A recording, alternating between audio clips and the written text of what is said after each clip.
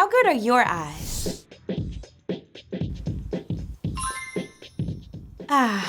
Better.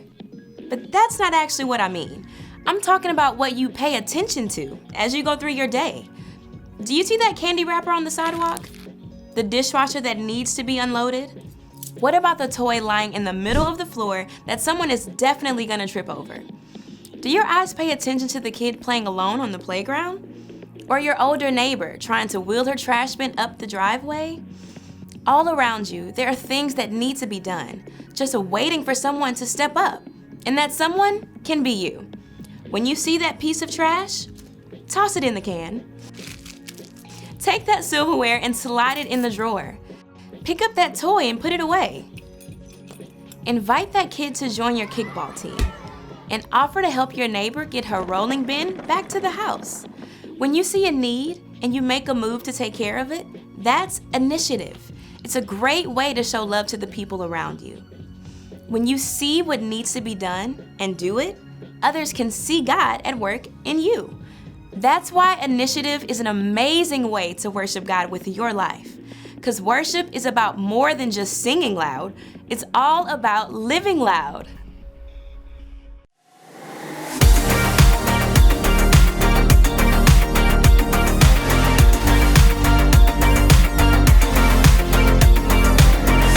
Help me, God, to see what you see.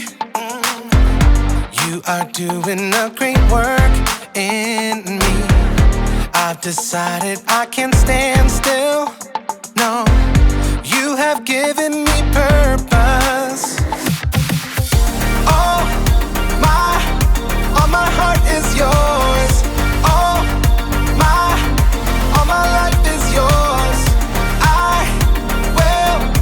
I will make a move for you, for you. All my heart is yours. All my life is yours. I will make a move for you. Make a move for you. Make a move, make a move. Make a move for you.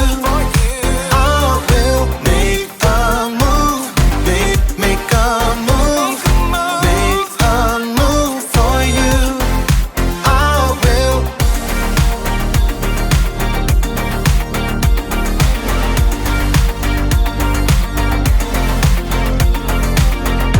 I'll take up the call to serve you. You have given me a job to do. I wanna love the world just like you. Yeah, you have given me purpose. All my heart is yours. All my life is yours. I will make a move for you, for you. All my heart is yours. All my life is yours. I will make a move for you. Make a move for you. Make a move, make a move. Make a move for you. I will make a move, make a move. Make a move for you. I will.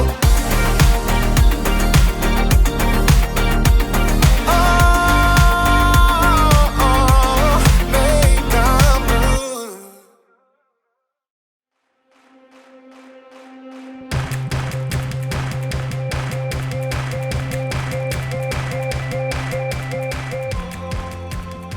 Hello, people of Earth! It's me! Jacob! Oh, there it is. That's how I... Nope, that's not it, Jacob. Okay. Okay. Nope, it's back on again. Okay. And I am ready for launch. I mean, Not really. I don't actually have a rocket or anything. But I am ready for initiative. Initiative is seeing what needs to be done and doing it. Astronauts are really great at showing initiative. When they see what needs to be done, they don't just ignore it. They do something about it.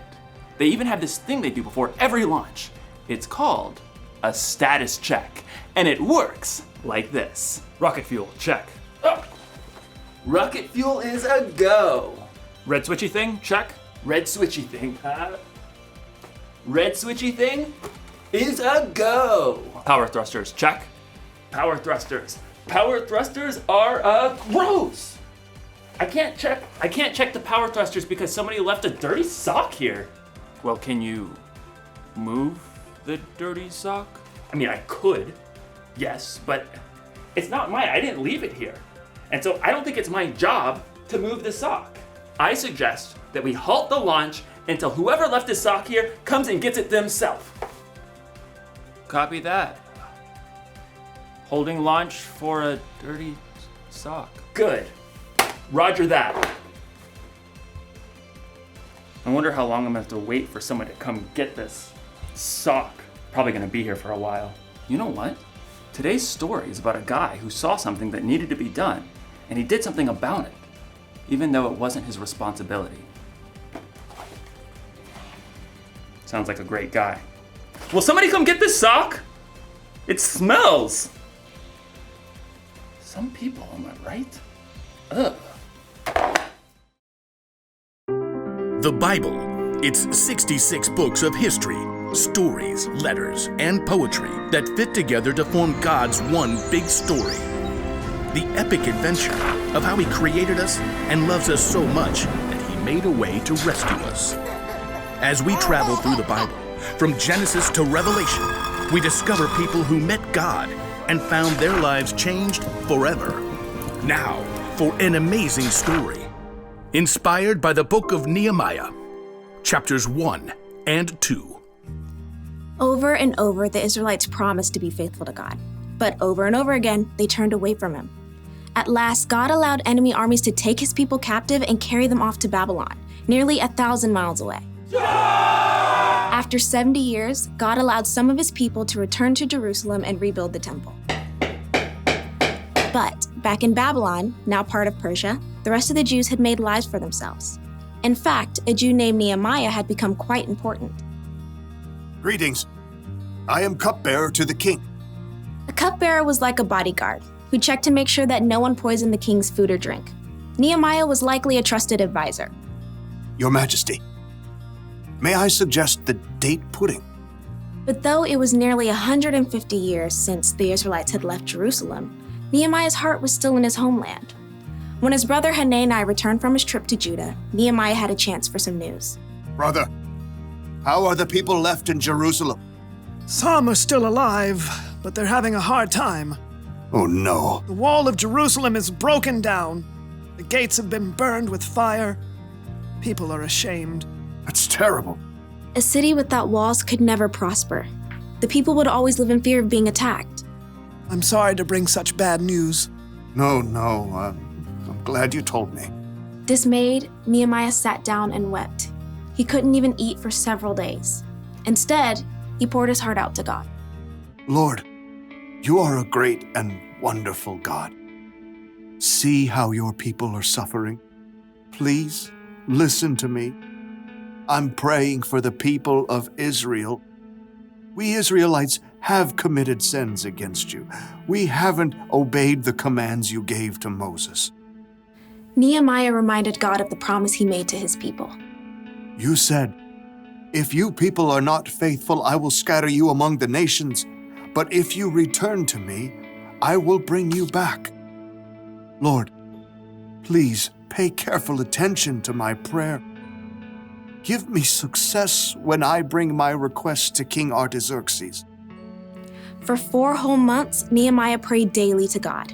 He knew before taking action, he needed to listen and prepare. At last, he was ready. Your Majesty. Anyone who came before the king was supposed to appear happy. But for the first time, Nehemiah allowed his true feelings to show. Oh, why are you looking so sad? May you live forever? Why shouldn't I look sad? The city of my people has been destroyed, and fire has burned up its gates. The king could have been annoyed and ordered Nehemiah to be punished, but God moved his heart. What do you want? Nehemiah prayed silently for the right words. Send me to Judah. Let me go to the city of Jerusalem. I want to rebuild it. The king frowned and glanced over at the queen. At last he said, How long will your journey take? When will you get back? Precisely as many moons as are required. Fair enough. Dismissed. Nehemiah turned to leave, but he knew there was more he needed for the job. If it pleases you, may I take some letters with me? I want to give them to the governors west of the Euphrates River. Then they'll help me to travel safely. Done. Oh, and a letter to the caretaker of the royal park? So he'll give me logs for the wall and gates and a house? What next? A whole escort of army officers and horsemen? That would be fantastic. Fine. All of it. Get on with it. God had given Nehemiah such favor with the king that he had everything he needed for his long journey to Judah. At last, Nehemiah had reached the city he dreamt of his entire life. Jerusalem. Though Nehemiah was overjoyed by the first glimpse of the city, it must have been difficult to see its crumbling, broken-down walls. So much work to be done. But Nehemiah didn't tell anyone his plan at first. On a bright moonlit night, Nehemiah snuck out with only a few others to see the full damage to the walls. We have to know what we're up against. Nehemiah traveled by donkey. With a few trusted friends, they left the city through the broken valley gate. Let's head toward the Jackal Well. At last, Nehemiah got a clear picture of the devastation. Jagged piles of rock lay everywhere. The gates were gone, with scorched, gaping holes in their place. It's such a big job. Only God can do this. Nehemiah circled what was left of the wall, heading up the Kidron Valley and at last returning through the valley gate. The next morning, he called together the priests and nobles and officials.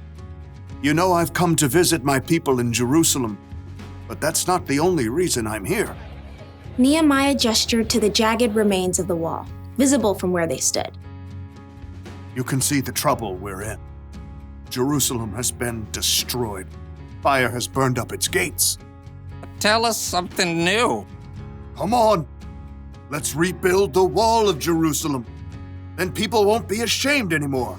Well, I mean, that's something to consider if you think about it. Our grandparents tried that years ago. But God has been helping me. He gave me favor with the king. He'll help us complete the work. So who's in? Well, me. I'm in. Me too. Let's start rebuilding! God moved the hearts of the people to help Nehemiah, and together they began the gigantic job of repairing the walls and gates of Jerusalem.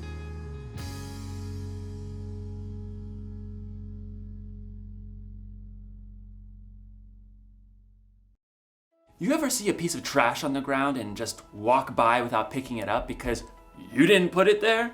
Or maybe someone didn't clean up after themselves when dinner was over? Do you just leave the messy dishes lying around? Do you ignore someone else's dirty sock? A lot of people see what needs to be done, but then don't do it because it's not their job. It's not their responsibility. But showing initiative means getting things done, not waiting for someone else to do it. That's what Nehemiah did when he started rebuilding the wall around Jerusalem. It's what Jesus did too. When he saw a need, he did something about it. He healed people who needed healing. He taught people who needed to learn. And Jesus took care of our greatest need when he died on the cross for our sins. So, if you want to show initiative, don't just see what needs to be done, do something about it. Do a status check. Do you see any dirty dishes? Dirty dishes. Oh! Dirty dishes. Cleared away. Check. Do you see any trash? Water bottle? Recycled. Check. Do you see a dirty sock? Dirty socks cleared away, even though it's not my job. Check. Here's the one thing to remember today. Don't wait for someone else to do what needs to be done. Initiative takes a lot of work for sure, but it's worth it. It helps you, it helps other people, and it helps the world. And maybe, just maybe, it can help the universe.